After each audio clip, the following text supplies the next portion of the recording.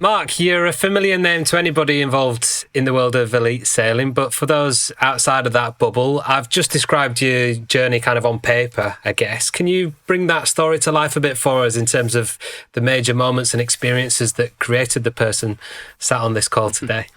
I'm getting a bit old, so it's quite a long story to tell, right? I'm sure that wouldn't be very interesting to tell it all, but I've always been involved in sport, either as a participant or as an organizer or a manager. Originally, I guess I grew up on the Isle of Wight in England, so the water was all around us. So swimming on one hand and sailing on the other were my two kind of main things that I grew up with, alongside all the other sports I could manage at school. I guess I continued on with the water, focus side of things, and still swimming today, and still, and now that's becoming more of a, organizational side of things as well. And sailing, I sailed very actively for a long time, but relatively early on meeting Ellen Macarthur, switched myself to the behind the scenes on the sailing side, and together we grew a sports business that was initially based on sailing. In between that, on leaving school, I did join the Royal Navy, so more time on the water as a Royal Naval Officer, serving in the Royal Navy for six years in between studies. And one way or another, most of my life has been connected to the water in some way, and almost always connected to sport in some way. So when did that switch take place for you then, Mark? What was the moment where you went from being kind of individually focused in terms of your own career or your sporting achievements on the water and obviously in the Navy as well, to thinking a bit more widely than that? I guess, when I left the Royal Navy after 6 years and was working in a startup with a school friend of mine, a swimmer friend of mine, making equipment for America's Cup sailing boats. 3 guys, kind of little startup, thinking we could do everything, based on the Isle of Wight. And we did that for a couple of years, and I ended up, that kind of sent me into the marine industry. So I was working in the sailing industry, and at the same time progressing my own sailing career. I'd already raced around the world on the Whitbread Around the World race, as it was known then, which became the Volvo Ocean Race, the Ocean Race today. When I was 22, as part of being in the Royal Navy. And I'd then come back and did this startup, finished with the Navy, or left the Navy early, and did this startup company with my friend, school friend Chris. And from there ended up working for another company in the marine industry called Spinlock, making equipment. So I was at the same time paralleling my professional sort of land-based career and keeping my sailing career going.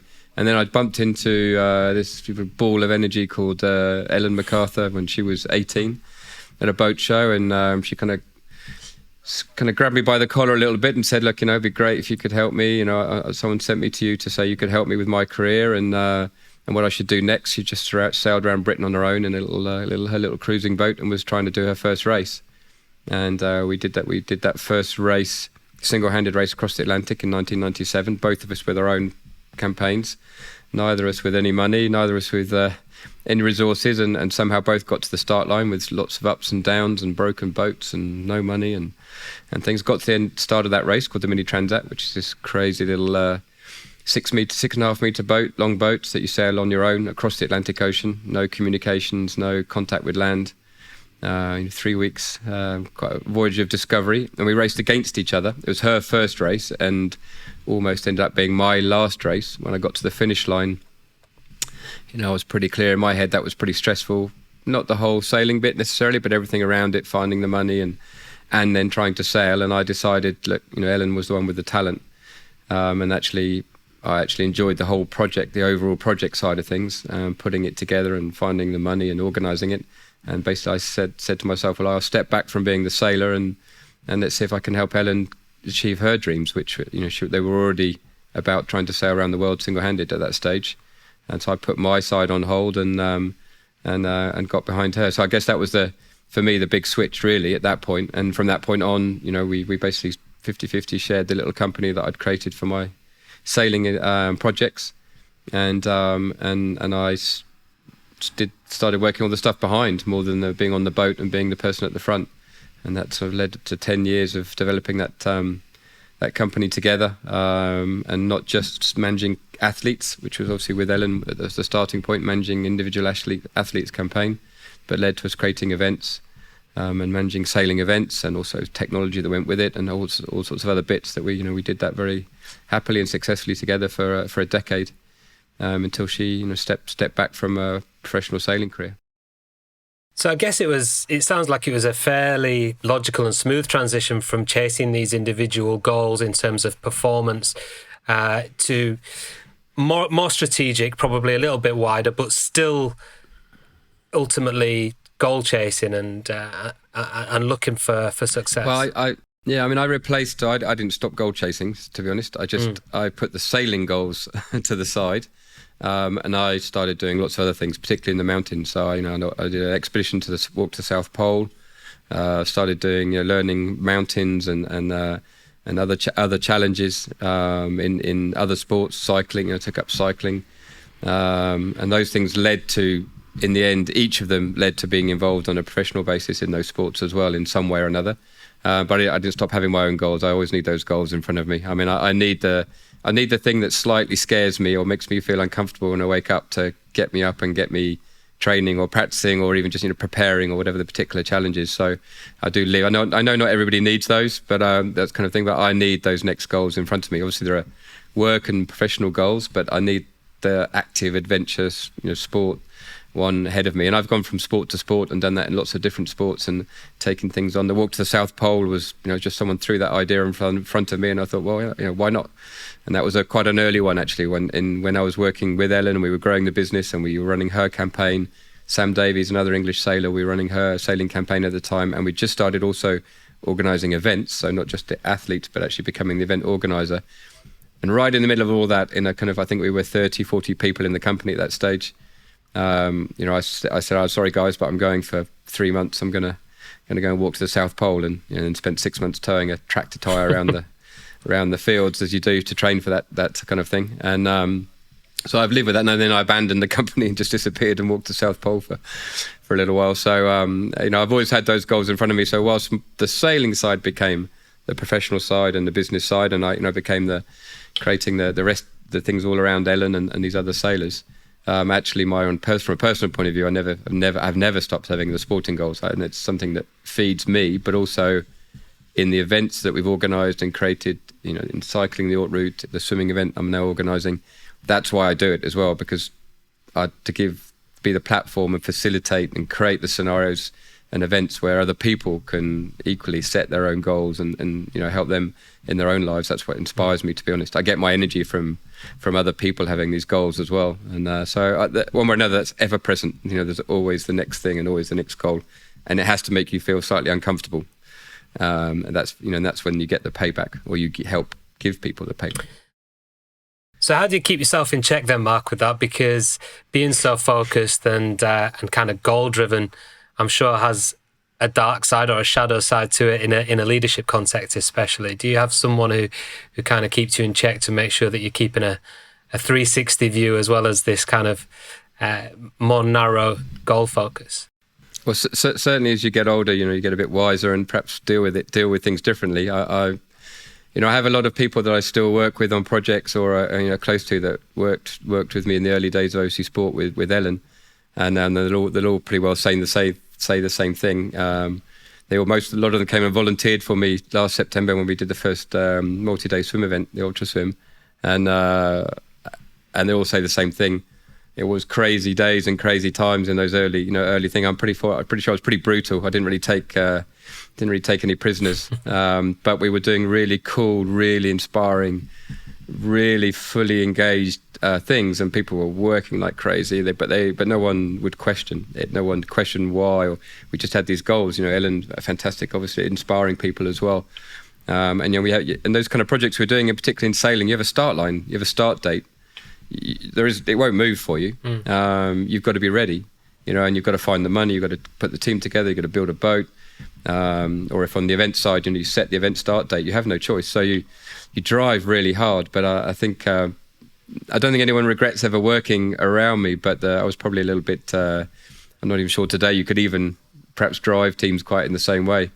But people at the end of the day, they always say, "Well, we'd never regret it. We'd always do it again." But yeah, we worked hard and play hard and pushed hard. So I guess for me, the bit that's always kept me sane are the people around you, and you obviously end up with a core team that you are open to and you are listening to, perhaps subconsciously rather than consciously sometimes as well. As time goes on, you become a better leader and a better manager, and you're perhaps able to take perhaps you do take take prisoners a little bit more, or you listen a bit more as you go on, certainly. But I think the thing that doesn't change is you need to inspire people, and leadership and management often confused, and they're very, very different. And I'm not necessarily a good manager. I've realised that if I can, in the times where I've gone back to big teams, like when I was running the Volvo Ocean Race in 2016, 2017, that team's up 200, 250 people. I had a really amazing set of managers around me, but my role was to lead, not to manage. So, and the two can be quite different. I think I've been a strong leader, not always necessarily a perfect one, not at all a perfect one. But you can lead strongly, in particularly when you've got great managers around you who are perhaps looking more considerately, at everybody in the team and picking up helping the people that are struggling. It's not always easy to do that as the leader at the front, to be noticing everything that's going on, when the teams get bigger.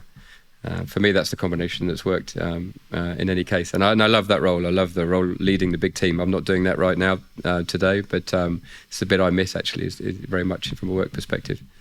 Well, it sounds like it won't be long before you find the next thing to lead a big team on. And I'm interested to know, over the years, as you've kind of gained this experience, Mark, and adapted your view on leadership, are you finding that more and more people come along that journey or stay on that journey with you, rather than perhaps backing off, having had the experience once and maybe being pushed a little bit hard?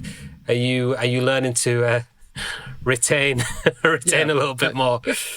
Well, I mean, people come back to me, so I guess that's the most important checkpoint. Is that actually are people willing to come back and help, or join a new project? And that's been the case. I've got my right hand person in the Ultra Swim 33.3. This new event that we've created is someone that I've worked with on and off for 25 years, and they're ready to come back. So I suppose that's a useful check. I'm sure there are people that would prefer not to because they've moved on to other things, but I think that's important. But equally, I think you have to recognise in a kind of project-based environment, whether that's an athlete with a kind of a 4-year goal or a 2-year goal, or the an event with an event cycle, is that equally people need to come and go. It's a project environment, super intense. All that event world is super intense. You work long hours, you work different hours, you're travelling perhaps, the concept of weekends doesn't necessarily really exist. And you need people to be able to come and go. You need them to be able to come and give, and then actually go do something else or take some time out. So I think it's very different to the notion of perhaps a normal, inverted commas, normal business where you're just you want, of course, maximum retention. I think actually it's not necessarily the only formula, and the characters you want sometimes, at least part of the team, you need to have people that give 110%. They might give it for 9 months, 6 months, a year, 2 years, and then actually they need to go and do something else, or they need to take some time out. It's a different kind of approach, and certainly all of the kinds of sports events and teams that I've been involved in, they are your real core givers in the team, but they can't, they won't stop running, so they need to disappear and stop running for a bit in between projects and rebuild. And it's very difficult in an event environment to slow down when the deadline is the deadline. You've got to do it. Obviously, how you structure the team and resources, and do your best to make it as easy to manage as possible for everybody. But in reality, there's some people that are always going to go 110%, and you want them, but equally they're not going to be working full-time non-stop for the next few years either. They're going to do a project, disappear, do something else, or take some time out. And that mix is really important, and the diversity and mix of those people in the team is fundamental, obviously. How does that balance transfer then, Mark, to a project where, say, for example, like the current projects that you're working on now, Inspired Through Sport, Le Mans Ultra Swim 33.3, these are what I might term, if from a conscious capitalism point of view, if we look to spot, these are purpose-driven events, purpose-driven organisations that are addressing bigger issues than just let's see how fast we can go or let's see how far we can go. taking individuals on that journey whilst also balancing this need for their own kind of career and personal progression. How do you find that balance? Is it easy? Is it difficult? How is it for you? I think it's actually easy in the sense that even if we didn't talk about it in the same way 20 years ago or 25 years ago, we were with the projects with Ellen at the beginning. Yes, she had a sporting goal, but actually built in from day one was her love to share that journey and to genuinely inspire people. And the energy we needed to work like we worked came from inspiring people. I mean, it sounds a bit crass to say like that, but the reality is, the email that you get from someone or the message you can get from someone saying, hey, you know what, follow what you went through last night in the middle of the ocean, got up this morning and mowed the grass that I should have done for the last 6 months, and I did it finally, and thanks. You just kind of made me feel like it was ridiculous that I couldn't get up and motivate. Stupid things sometimes like that, but or equally much deeper and much more emotional subjects that come along, and that was the energy we would draw. So we had purpose from, I think, in every project we did, we had a purpose that was beyond the pure sporting one, which perhaps is not the case with a pure Olympic athlete going, in a classic Olympic discipline or something. But in all the projects in sport I've been involved in, there's been this other purpose. Now, whether we labelled it, said we're a purpose-driven organisation, put it in a mission statement or something, whatever, the fact was, there's always another thing happening there, and we would get our energy as organisers or managing those projects from the wider people that we would touch with what we were doing and the way we did it. So, communicate, share the emotion, the ups and downs, not in a corporate PR kind of everything's perfect way, but instead in a raw, which is a term we use at how we coined it at the Vivorigin race, but raw, and try and share and accept that you share the downs as well as the ups, and you take the people that are following you allow them to come down into dark moments, but when you come back up again, it's even more powerful. And that exchange of, if you like, emotion exchange has been our currency in all our events. So if I went back and kind of summarized all the different projects in different sports that we've created and done, I could easily rewrite them and say, purpose-led organisation, and in this one, it's whether it's mental health or whether it's helping a particular charity or a particular part of society, or highlighting the environmental, risks of in the oceans or whatever. But I could go back and rewrite them all and start and write it how people would like to write them today. And we're a purpose-led organisation. We're effectively a social enterprise in many cases. I mean, we're never seeking to make financial profit. You have to make some profit at some point to better pay and take the risks that we were taking in terms of creating events from scratch and creating projects from scratch. But fundamentally, we were never driven by in anything I've done, I've never been driven firstly by the finances. Obviously, within that, you've got to have the money to take the risks and do bigger things. So you've got to build that in, but it's always been that way around. So I think today, people write it down and say it and perhaps communicate it at the front, which is nothing wrong with that. But I think all the way through, purpose has always been there's always been a higher reason for actually doing what we were doing, and rather than a pure business. And when you do it that way and you have a long-term view, then the business side, the financial side normally plays out well anyway. Yeah. My biggest errors, to be honest, in the 20-25 year sport business kind of career has been when on some occasions we've been talking about merging with another company or being acquired, and suddenly you're writing these kind of 5-year business plans with a straight line of profit increasing and everything, and then you start making decisions on that basis, and that's when I've made the biggest mistakes in a pure business sense, because you're chasing short-term numbers rather than the currency of emotion, inspiring people, having an impact, and when you follow the impact kind of variable instead of the financial one, I think the financial one usually works itself out, maybe in a medium and longer term way. So like I say, my biggest mistakes clearly have been when we've tried to follow the Excel spreadsheet with a profit number at the bottom. That's when I've made the biggest mistakes. And conversely, when we've done the greatest projects, they've always worked out financially in the end. Maybe we have to strong heart in between heart and head in the intervening period sometimes. But that's been the way we've done things. And today, I think it's great that today, you've got to ask immediately, okay, what's the particular purpose of this event or project? at least people should, whether it's a team, an athlete, or an event. So I think that's good. That's the first part of the conversation or the thinking process today. At least, I hope for as many organisations as possible it is. But I think that we were probably doing that already, but perhaps partly subconsciously or not putting it into words in the same way. And I think now the fact that you need to show what you're doing in that respect is fantastic, because we have a responsibility. We're so lucky working in sport. I mean, I've lived such an amazing last 25 years, 30 years, thanks to sport, and on one side or other of the equation. And we're very lucky to do that. I've never lived a normal job, a normal life, a normal inverted, Monday to Friday, these hours behind it. I've never done it. And we're very, very lucky. So we have a responsibility. We have a responsibility to give back with what we do, whether that's in communicating, impacting, changing people's views on things, because we can. Sport is so powerful in that respect, and athletes and events, can do that, or whether we simply have to because our financial support or sponsors demand it, which is obviously increasingly the case as well. Either way, that purpose has to be right at the heart of what we do now.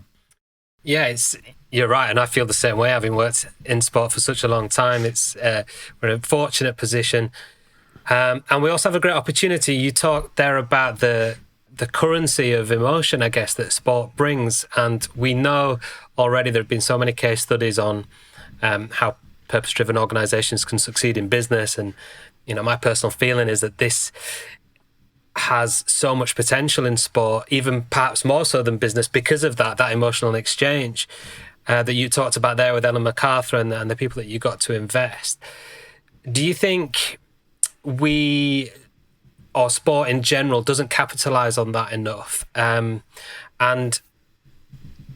what is it that investors nowadays are looking for in terms of that stakeholder relationship? I think without a doubt, as I said before, we have a response. Sports organisations, sports people have a responsibility, but actually, it's a super opportunity, because whether it depends what what funding or what you need in terms of stakeholders and partners. In a mechanical sport like we were in sailing, you need to raise fairly big sponsor. You need to raise money, cash, to build a boat, to run a campaign. It's not like a footballer who ultimately needs a pair of football shoes and a ball, and they can do their game. And so when they do sponsorship, they're doing it to earn money. There's nothing else in it. For a mechanical sport, sailing is an example, but obviously there are others.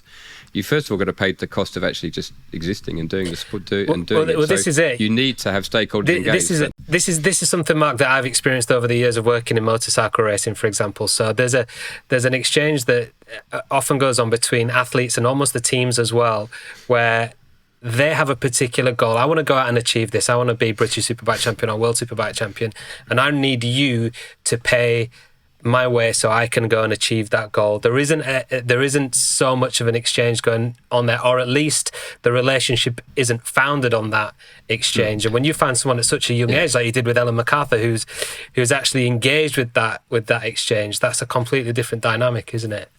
Absolutely. And I think the smart thing for an athlete or a sports person in a sport where they need to raise that money today is to start with a purpose. Yeah.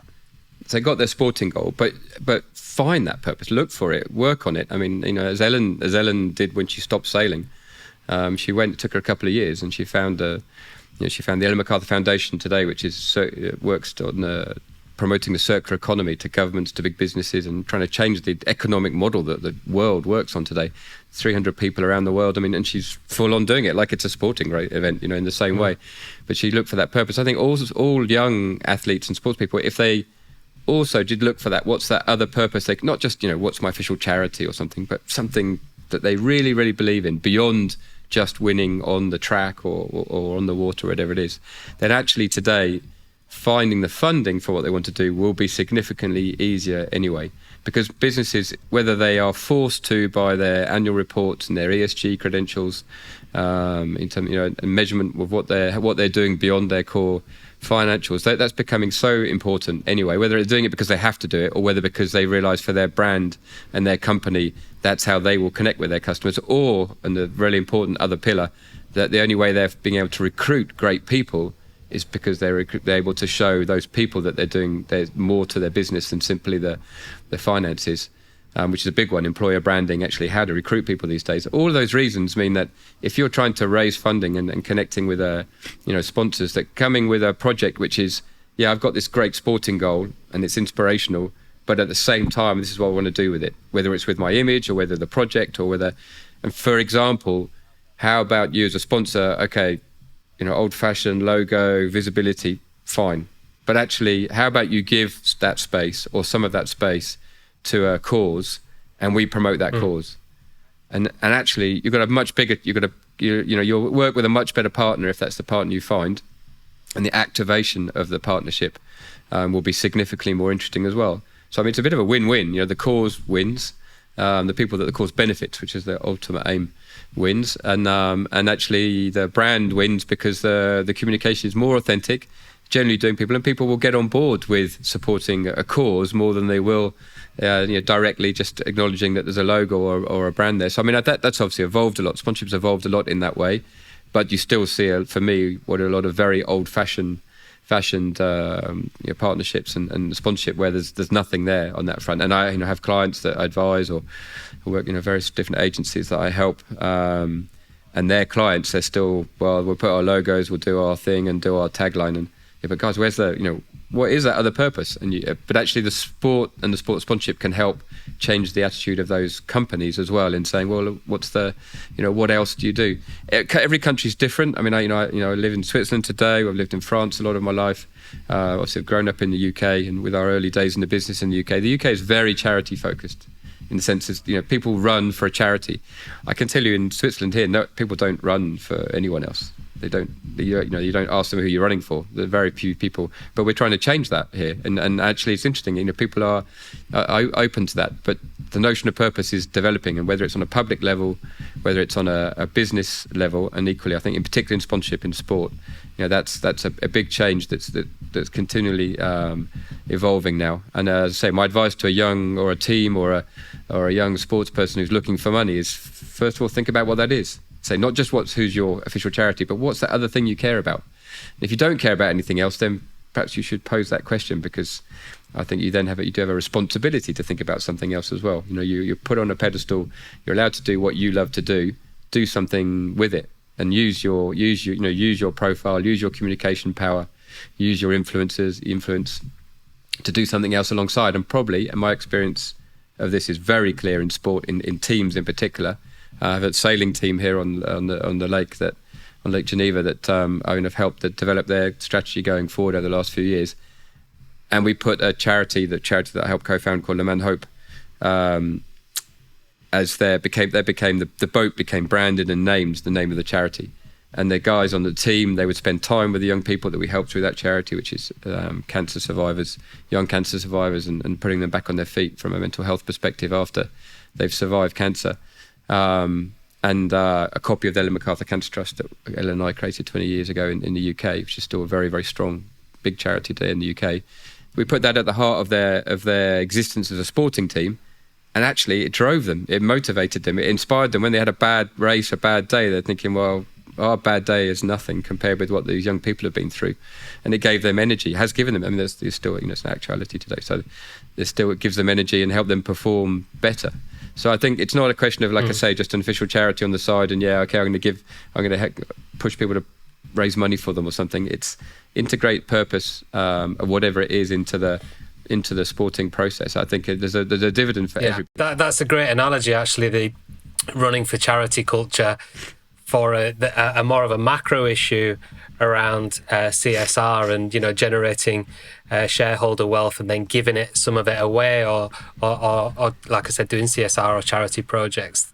It's I mean, I guess ultimately that's what we're talking about, right? Embedding purpose at the heart of your organisation or the heart of your individual drive, rather than just a stick-on, ancillary kind of responsibility.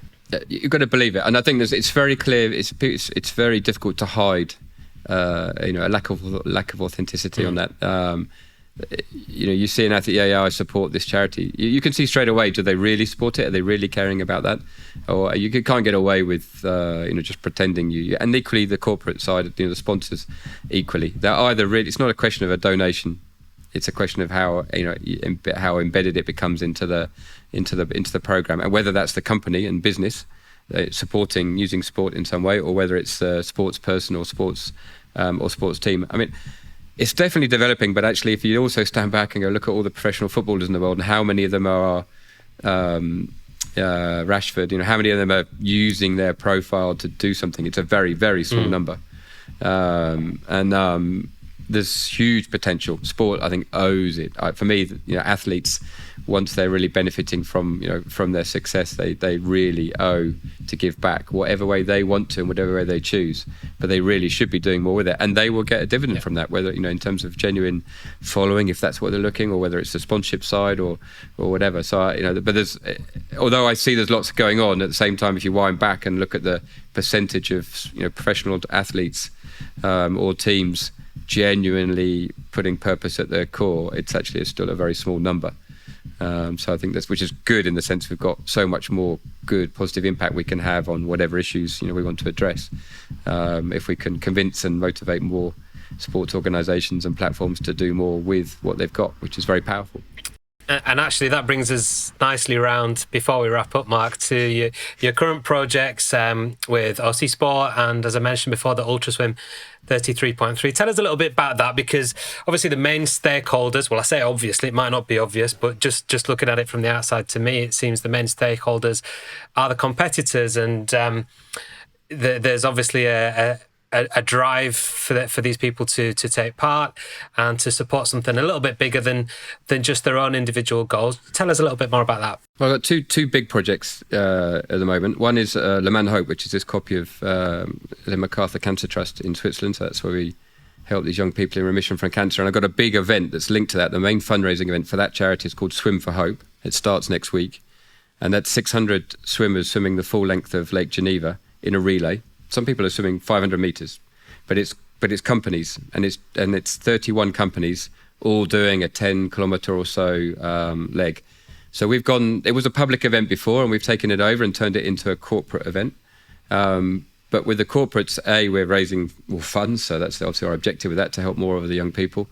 But equally, it's a great internal team building event. So there's teams of 10, all different levels of swimmer. And we help them go from one end of the lake to the other in these relays. So that's 600 competitors. They're there for different reasons, but actually we're trying to install this concept of purpose into these companies. And increasingly, these companies are giving charity days, so one day a year where the employees can do something for a charity of their choice. And we've created an event basically that fits that particular bill. So that they're different in that sense. It's coming through the companies, but it's equally a sporting aim, a sporting objective. They'll all be challenged, pushed, tired, swim further than they thought they could, but for a great purpose. So that one's working really well. And then my second big project is again in swimming, which is Ultra Swim 33.3. That is like Ironman triathlon or something, but a open water swimming focused event. And again, people are doing it for all sorts of different reasons. One thing about swimming, which I love, is the diversity. Swimming is an incredible sport, open water swimming in particular, because gravity is neutralised. You're floating in the water. You don't need to be the perfect athlete shape or whatever to swim long distance, and it's long distance, so it's endurance. Any age, shape, size, all sorts of huge diversity.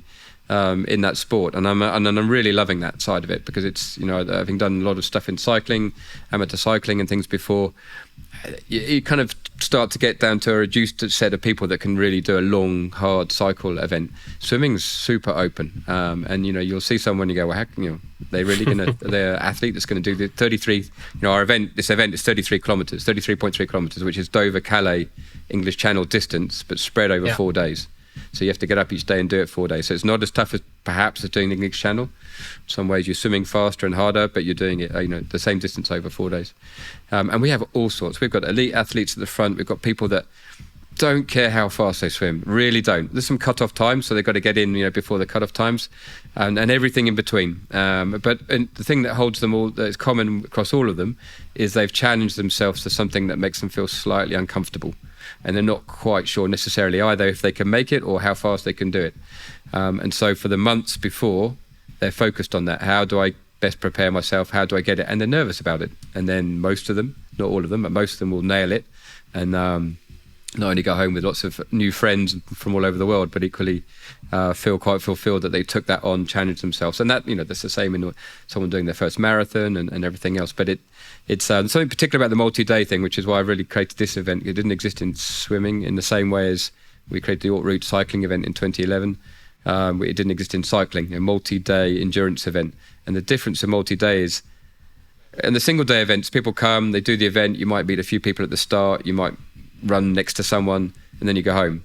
Multi-day, you finish the day, then you try and recover. You're all staying in the same place. You meet new people. The next morning, you're all looking at each other going, what am I doing? I can't do this again. But you do, and you get through it. And the bonds that are created are amazing. And that's for me, the payback on this is, this particular event is you're just creating incredible bonds between people, and you're pushing people into an uncomfortable zone that they get through, and we're there just to facilitate them with their challenge and send them home, a better swimmer in some way. Might be just mentally, physically, speed, performance, comfort, whatever, comfort in the water, whatever it is. And open water swimming is fantastic like that. It's never, no day is the same. And I say a big variety of people and speeds and styles and everything, which I'm really loving in that sport. It's much more open than the other sports that I've worked in up to now. Oh, it sounds absolutely fantastic on so many levels, that, Mark, and I wish you all the best with it. Just for full disclosure for those listening to this, we're recording this in late August, so the Le Mans for Hope is next week, Mark, and then the Ultra Swim is in... No, the next one's in Montenegro, end of September, so a few weeks away. So a bit of a busy period. So so they will have happened probably by the time this goes out. So for those who are interested in this now, 2024, what does that look like, and how can people get involved? So I'm going to run 3 on the Ultra Swim side. There'll be 3 Ultra Swim 33.3s. So they'll get published in a couple of weeks' time, mid-September. So maybe when this comes out, there'll be 3 venues in Europe for that. There's a couple of 200 slots in each of them maximum. So we've got a lot of interest for that already, and we'll publish, as I say, soon in mid-September on our website. And then the charity Swim for Hope, we will run again on Lake Zurich and on Lake Geneva, 2 events next year. With the idea of raising the funds for Le Mans Hope, and the same thing, to the full length of the lake, that we're trying to bring in as many companies as we can with their employees. So they're my 2 big things. I won't say there's a lot of other stuff going on as well, but they're the 2 my 2 big focuses, and particularly on the swimming side at least. Brilliant. So. Okay, well, I'm quite interested in that myself. So if anybody listening is interested in making a team, let's talk. Get in touch. Mark, thank you so much for your time today. A really inspirational conversation, as short as it was, and I'm really fascinated by that journey. I knew you were doing some really good stuff at the minute, but to see how that sort of journey to purpose has evolved organically since your career first started in the Royal Navy, it's really fascinating. So thank you. Pleasure.